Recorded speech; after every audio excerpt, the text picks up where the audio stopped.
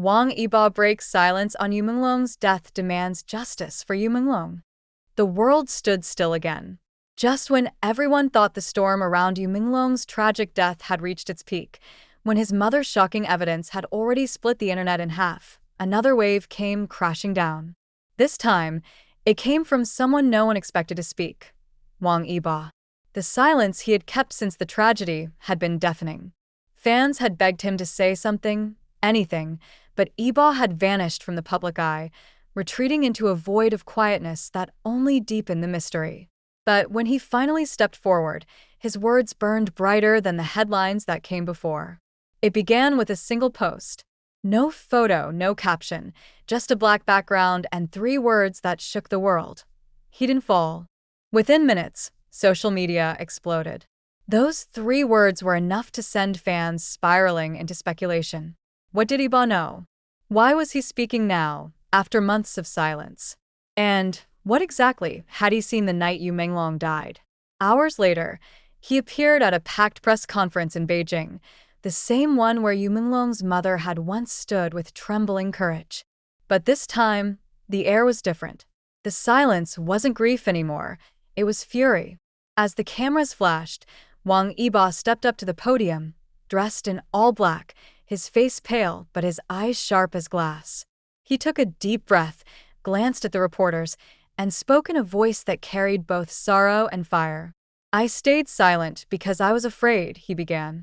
"But fear protects the guilty. And I will not protect them anymore."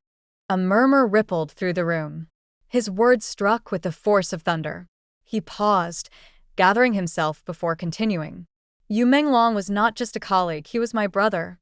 We shared screens, dreams, and struggles. But I saw things that didn't make sense. And I stayed quiet. That was my mistake. The crowd leaned forward, the cameras capturing every flicker of emotion in his face. "I was at the studio the day before he died," Iba continued. "He told me he had uncovered something dangerous, something involving people in our own industry. He said, 'If anything happens to me, don't believe what they say.' I thought he was just exhausted. I laughed. I told him to rest. But the next morning he was gone." A gasp rippled across the room. For months, no one had known that Menglong had spoken to anyone before his death. But now, Iba had confirmed it. His last words weren't of despair, but of warning. Iba's voice trembled as he continued. "When I saw the photos, the reports, the so-called suicide note, I knew something was wrong. It didn't sound like him. It didn't feel like him. The Menglong I knew was full of light. He was fighting for something big, and that's why they silenced him." The tension in the hall was electric. Cameras clicked like rain. Reporters scribbled furiously, their hands shaking. Then, in a move no one expected, Iba placed a flash. The city slept under a heavy blanket of mist, the streets quiet except for the occasional hum of a distant car. But inside a modest apartment high above the city, a single light burned steadily, casting a halo over papers strewn across the desk. Menglong had returned here not for comfort, but for clarity.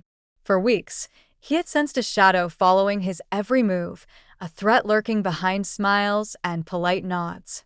He had discovered something too dangerous, something the world wasn't ready to see. And now, with trembling hands, he began piecing together the puzzle that could either save lives or end them. Outside, rain began to fall, tapping against the windows like a staccato warning.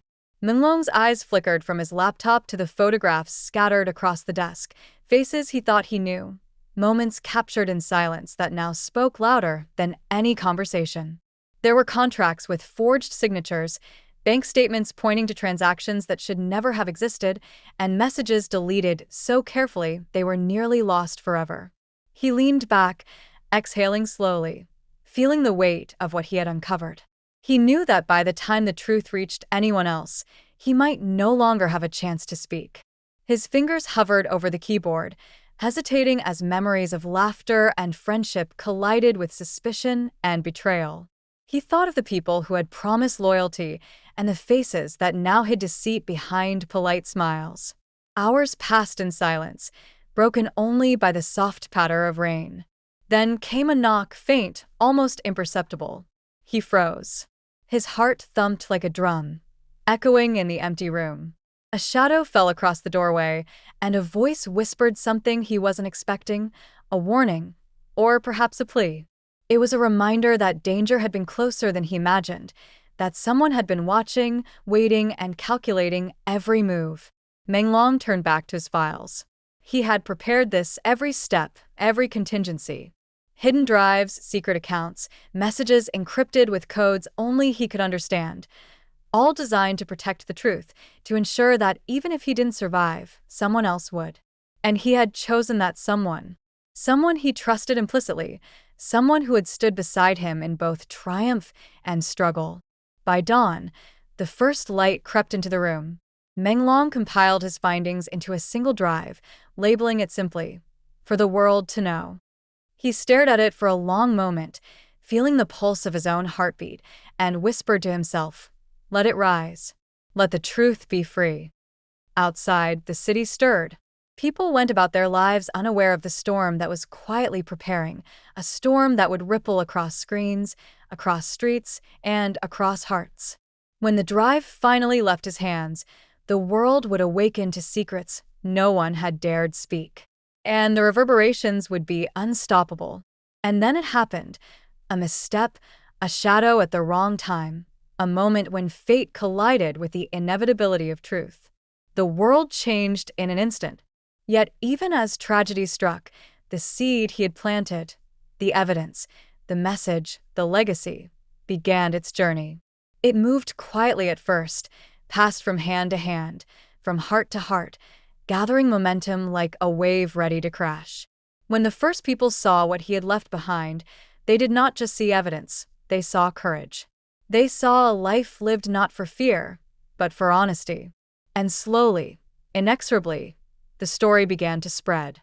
Headlines appeared, voices rose, and millions began to demand justice, not for a name or a fame, but for truth itself. Every step, every revelation, every flicker of light in that stormy city became a testament to the power of one person's determination. The night Yu Menglong spent alone, crafting his final secret, became the moment when silence was broken, when shadows were exposed, and when the world realized that even the darkest attempts to hide the truth could never succeed against courage and persistence. By the time the world fully grasped the scope of what had been uncovered, it was too late for those who had tried to hide it. Names that had once been whispered in private were now repeated in public. Lies that had seemed untouchable crumbled under the weight of undeniable evidence. And everywhere, people remembered a young man who had refused to let fear silence him. In the end, it was not tragedy alone that defined him. It was foresight, courage, and the unwavering belief that truth could not be extinguished. The files he had left behind, the warnings he had whispered, and the silent acts of preparation had ensured that the world would see what he saw. And as light finally filled the city, washing over streets and screens, one thought remained clear. The story of Yu Menglong would rise, unbroken, eternal, and impossible to ignore. Because even in the face of shadows, even when silence threatened to consume everything, the truth would not fall. It would rise. The city had barely begun to comprehend the weight of what had been revealed. Yu Menglong's mother had stepped forward with trembling courage, and Wong Iba had finally broken his silence, carrying the truth on his shoulders. But the story was far from over. Every revelation acted like a spark in dry grass. It ignited public outrage, paranoia, and fear among those who had tried to keep the shadows intact. Streets thrummed, with voices chanting the late actor's name. Candles flickered in every corner, and fans across the country refused to sleep, holding vigils that stretched until dawn. Yet behind the chants, behind the banners and social media posts, danger moved silently. Anonymous threats arrived in the form of letters, encrypted messages, and strange cars that lingered too long outside apartments. Wong Iba, though resolute, was not naive. Every step forward demanded vigilance. Every press conference, every interview, carried a weight far heavier than fame or career. It was a battle for justice. It was a battle for truth. Late one night, Yibo returned to the evidence room where investigators had assembled every piece of Yu Menglong's carefully preserved files. Security cameras, documents, photographs, bank statements, encrypted drives, all of it had been handed over to authorities, but Yibo needed to see it for himself. He walked between the tables, scanning each piece of evidence. It was more than just numbers or images. It was the blueprint of a conspiracy so deep, so intricately woven, that even seasoned investigators were stunned. As he examined a file labeled Project Shadow, his jaw tightened. It was a series of contracts and transactions implicating powerful figures in the entertainment industry, some of whom had smiled on red carpets, signed autographs, and spoken of Menglong as a brother. They had acted in public as allies, but in private, they had conspired, manipulated, and threatened him. Every name, every account, every document confirmed that Menglong's death was not an accident. It had been orchestrated. Yibo's hands trembled slightly as he held a small USB drive, one that had been hidden in a secret compartment within Menglong's apartment. He plugged it into the computer. The files were labeled simply, "Final Proof." Videos played on the screen, grainy but undeniable. Footage of meetings, conversations whispered behind closed doors, and fleeting reflections in mirrors, all pointing to betrayal from the people closest to Menglong. For hours, Yibo watched in silence, absorbing the scale of what Menglong had uncovered.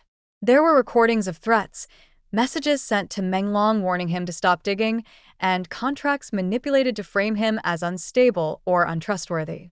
He realized that Menglong had been meticulous, preparing every step so that even after his death, the truth would emerge. Outside the city,